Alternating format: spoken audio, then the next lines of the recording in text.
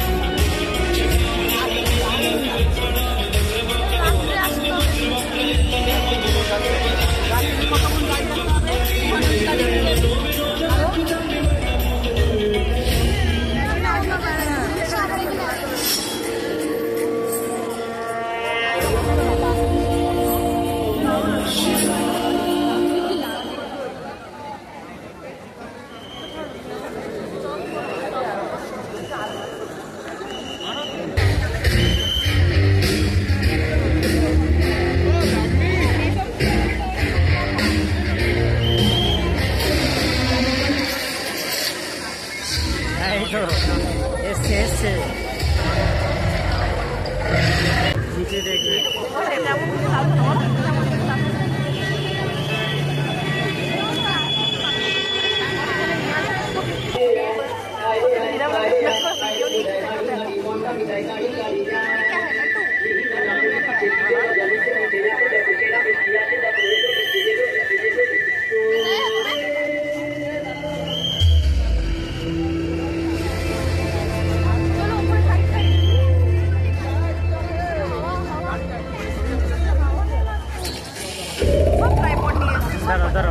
tripod light